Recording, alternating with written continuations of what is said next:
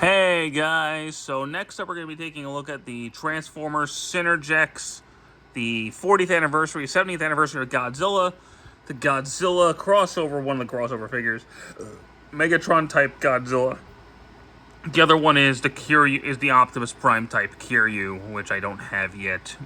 I'm probably going to get it now, but regardless, there he is. There he is in his beast and robot modes.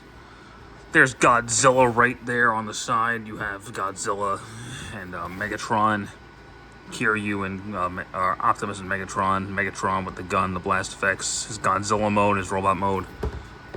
Synergex, top of the box, side of the box, you know, that sort of thing. I tore mine, and I'm really upset about it. This is actually a pretty nice box. I'm assuming the Kiryu one has the other half of Godzilla, so it's like a big connected piece. So it'll probably look really cool. But here he is, and I know normally I start in alt mode and go to robot mode, but I think it's one of those cases where most people are going to want to display it in alt mode. But anyway, all this is a slight retool of Grimlock, because the only difference, aside from the color scheme, is he has a Megatron head. Why they decided to make this Megatron, instead of just making this Optimus and making Godzilla Optimus, instead they made Godzilla Megatron. And I know it's Millennium Godzilla, Tokyo SOS, I get that. But it's still weird that Megatron is Godzilla and Optimus is Mecha Godzilla. I'll talk more about that, because he's not Mecha Godzilla really either. The main reason I got this is because DNA is putting out a kit that makes it actually look like Godzilla. So that's the whole reason I got this, is for the eventual Godzilla mode. But articulation-wise, his head is on a full 360. Rotation at the shoulders. In and out the shoulders, turn at the bicep. Elbow joint, wrist swivel, waist swivel. Legs can go forward, back, in and out, turn at the thigh. Knee joint, and an ankle pivot. And he's got a backwards toe. So, you know, it's the Grimlock mold, so you know what you're getting into if you have the Grimlock mold. This is the 4th version of this mold I will be reviewing on this channel. But now, I'll get into why this is such a letdown in a minute. Like, just on its own, just looking at it, it's a fine figure. It's the Grimlock mold, and it looks good. It's a decent color scheme. The fact that it's supposed to be Godzilla is where it gets disappointing, and I'll get to that in a minute. But the transform is exactly the same as any other version of this mold. So rotate the hands in like that.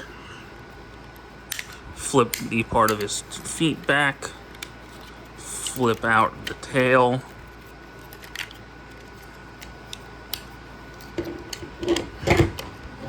Like so. And then rotate his legs up.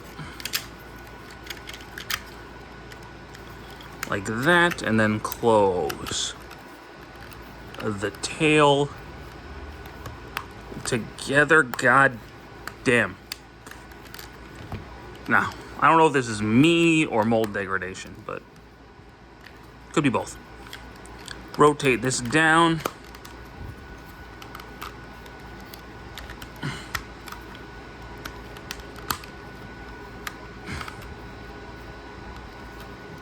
And then straighten all that out to be his legs. Flip that down. Flip these around. Flip down the head and then flip out the head. And this is supposed to be Godzilla. No, this is not Godzilla. This is just Grimlock painted, cosplaying as Godzilla. It doesn't look like Godzilla. And you can store the gun back there if you really wanted to. But what about this looks like Godzilla? He's got some markings, and he's got the translucent blue to resemble the fins. But where are the fins? Where are his spikes? He doesn't have... He's just Grimlock. It's just Grimlock. And you can sort of simulate his atomic breath. Which, if they didn't include a blast effect like that, that would be wrong on so many levels. But what about this resembles Godzilla? And again, the figure in a box is not a bad figure. It is a good figure. It's the Grimlock mold. The problem is this is supposed to be Godzilla, and it's not Godzilla.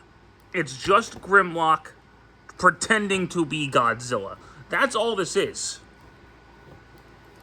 And that's part of why people were so disappointed with it, is because it does not resemble Godzilla. Like the Sonic crossover figure I reviewed a little bit ago. You could tell that's supposed to be Sonic and Tails. What about this screams Godzilla, other than the fact that it says Godzilla right there? Nothing about this screams Godzilla. Maybe the color scheme, but his head doesn't resemble Godzilla. He has the tail spikes of Godzilla. His tail's not the right shape, which I could forgive. It's a repainted Grimlock. But you could have remolded it. The arms don't resemble Godzilla. The thing about this resembles Godzilla. And I think that's the biggest problem, is that this thing just does not resemble Godzilla. That's the biggest fault with it, I think. So, is it a good figure? Yes. If you're into this mold and you want weird things, this isn't bad. If you just have a Megatron shelf, you can add this to your Megatron shelf. It's just not Godzilla, and that's the main fault with this. It does not feel like Godzilla.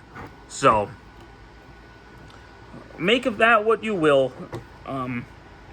I think it's a good figure, just objectively as a figure, but it's just not Godzilla. So, thank you guys so much for watching this review. I do hope you enjoyed it, and stick around for more. Take care.